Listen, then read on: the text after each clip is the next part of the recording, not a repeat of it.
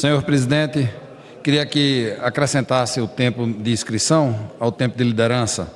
Trago aqui 3 assuntos que são exatamente muito importantes para a gente colocar para todo o Brasil.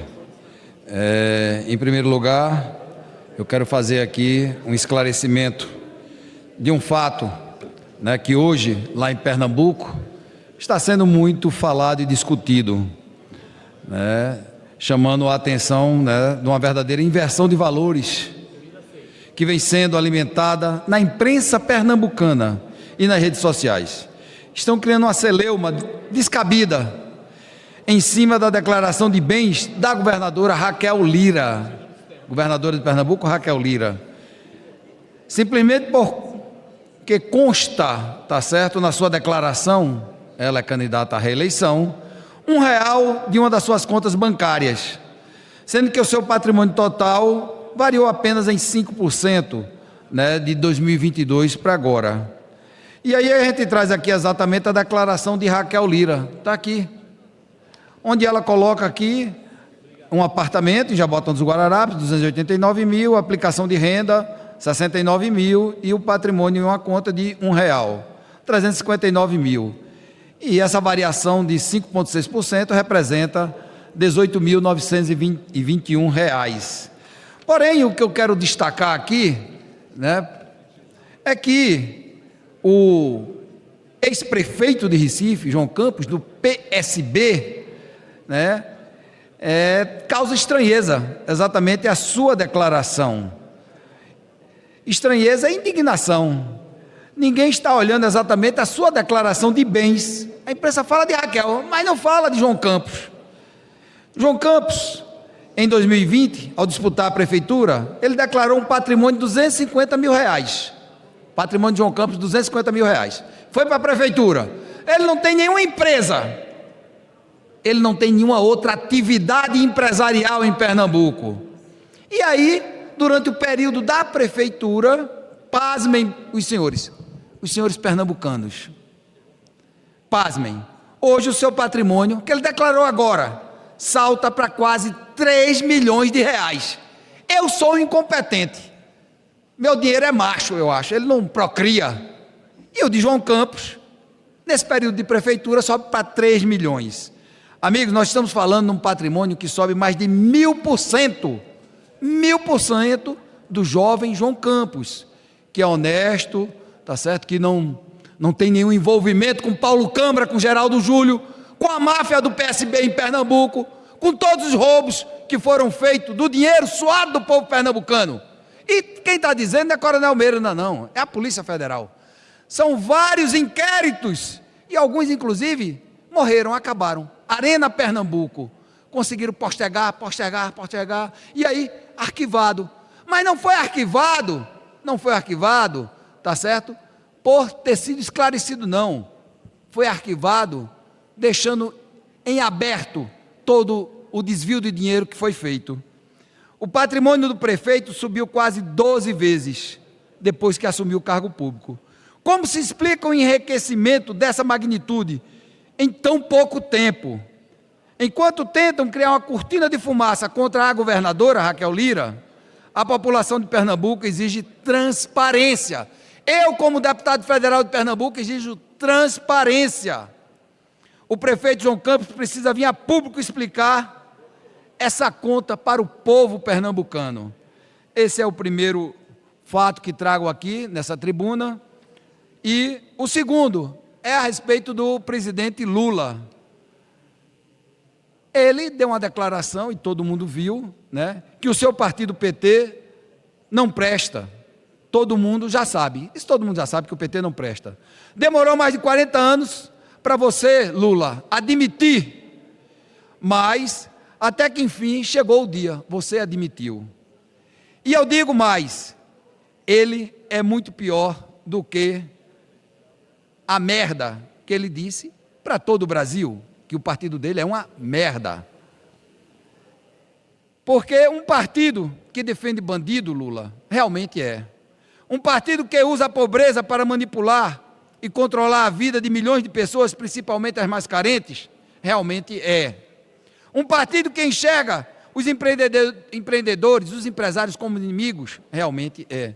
Um partido que aumenta impostos todos os dias, sem parar, realmente é. Que persegue os cristãos, realmente, não tem nem como se enquadrar. Que defende as mulheres, que não defende as mulheres, as crianças e os jovens. E que está acabando com a nossa liberdade de ir e vir e com a nossa liberdade de expressão. É um partido que a imagem e a semelhança do seu criador. Sim, Lula, o PT é uma merda. Ele é por sua causa. O Brasil não aguenta mais tanta corrupção e tantos desmandos. Chegou a hora de mudar esta triste realidade.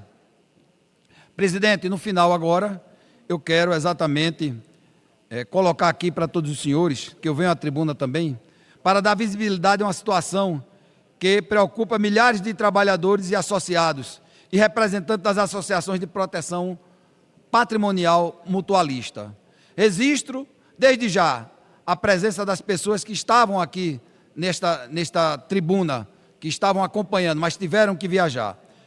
Estavam aqui exatamente trabalhadores e representantes de um segmento importante para muitas famílias brasileiras.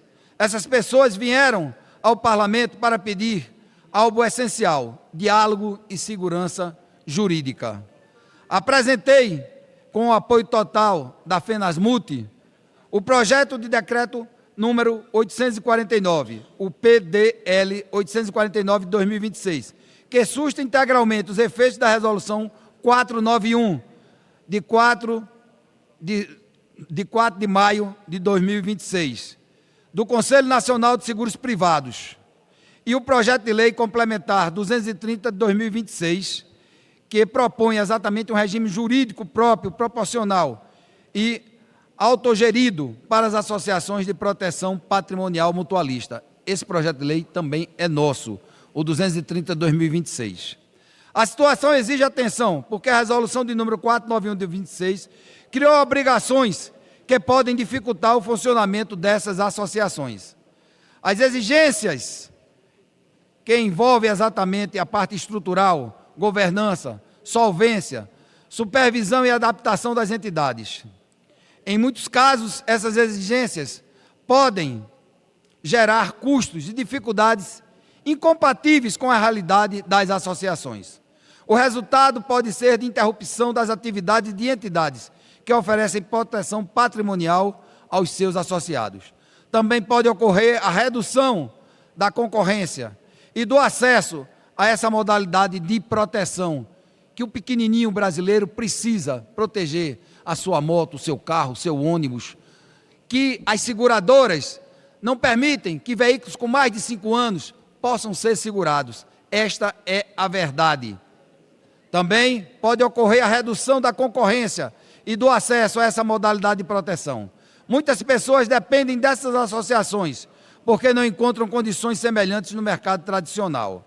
É importante esclarecer que não estamos aqui defendendo a ausência de fiscalização.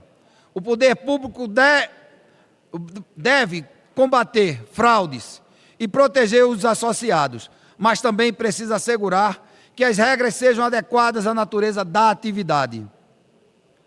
O PLP reforça esse dever de transparência, responsabilidade e respeito aos direitos dos participantes.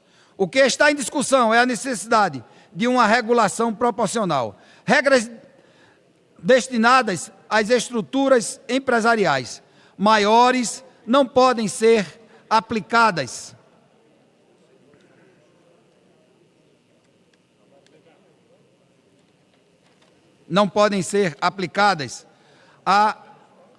automaticamente às entidades com natureza associativa e mutualista. A própria legislação reconhece as características específicas dessa atividade, que não se confundem com a operação empresarial tradicional de seguros. Por isso, a regulação precisa considerar as diferenças entre esses modelos.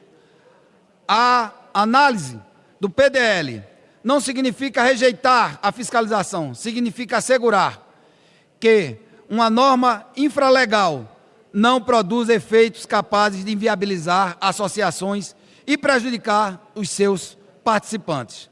Não podemos permitir que a falta de uma transição adequada interrompa serviços, ameace empregos e prejudique as associações. As pessoas que estão nas galerias, que estavam aqui nas galerias, representam essa preocupação concreta. São trabalhadores que dependem da continuidade de suas atividades. São representantes de associações que precisam de regras claras para continuar operando. São associados que buscam preservar uma forma acessível e a proteção patrimonial. Por isso, presidente, a gente quer aqui que o PDL 849/2026 possa exatamente desproporcionar e trazer os danos antes, a fim do prazo estabelecido pela resolução. Ao mesmo tempo, o PL 230/2026 poderá contribuir para o aperfeiçoamento do marco legal a proteção patrimonial mutualista. É possível proteger os associados sem inviabilizar as associações. É possível combater irregularidades sem eliminar empregos. É possível fortalecer a fiscalização sem ignorar a natureza mutualista. Por isso, eu peço a esta Casa que dê visibilidade ao problema, que ouça exatamente os envolvidos e permita que no plenário se examine a matéria com a prioridade necessária. Muito obrigado.